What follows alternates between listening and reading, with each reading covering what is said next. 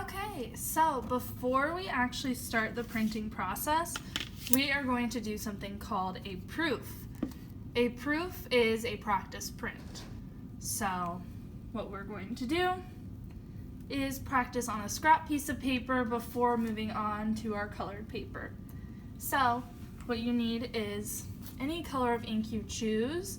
I recommend not mixing colors because we are going to have to do this print multiple times on one sheet of paper, and there's definitely a possibility of us not being able to mix the same color every time that we go to print. So I have a lot of different colors and you can just choose whatever you want. I picked a blue-green for mine. So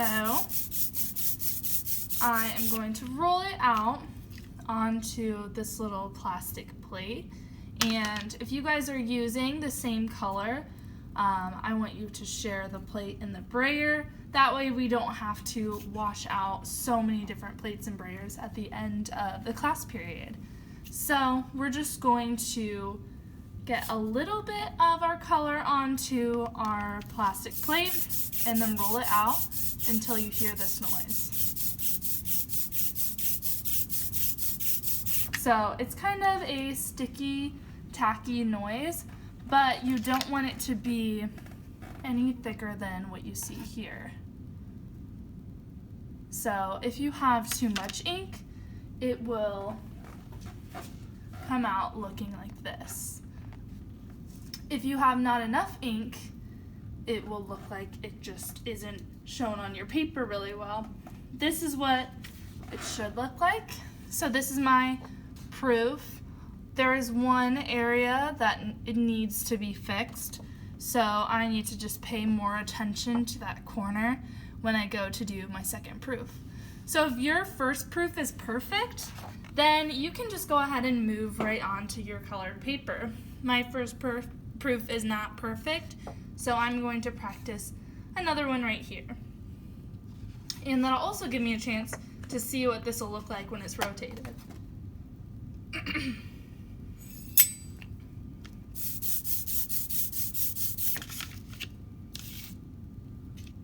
Okay.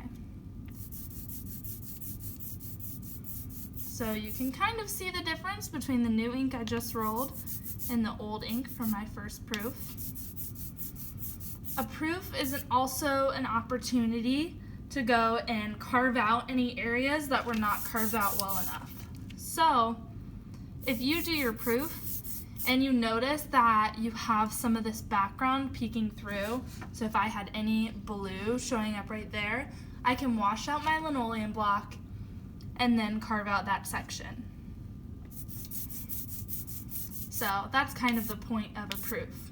Normally we will do one proof, do revisions, and then another proof, and then if it looks good, you can go ahead and move on to your piece of paper. So there are some times where you don't have any revisions, but for the most part, I'm sure you guys will have some. Okay, so now on my scrap piece of paper, I'm going to do my second proof, and I'm just going to put it right next to my first, lining it up as best as I can. Okay. And as you can see, I marked this corner because this is the center corner that I kind of go to rotate each of my pieces around.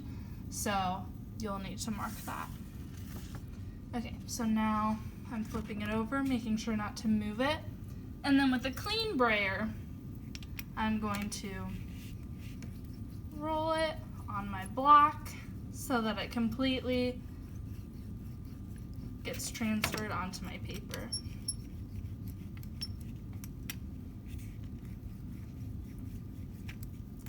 In high school, they use something called a baren to do this.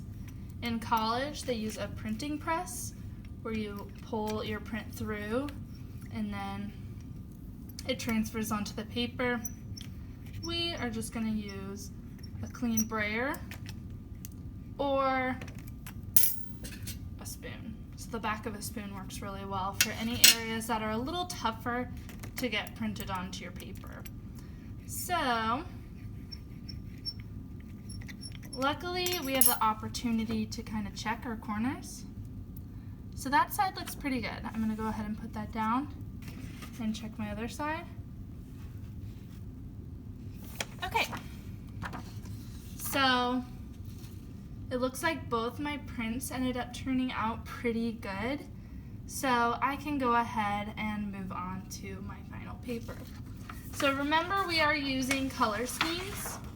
So I'm gonna do analogous color scheme with this blue and this blue-green, and then I'll probably color in with my colored pencil with a green. So then what you do, you start in the corner and keep rotating, making sure that you put an X on the part that you want to be the middle.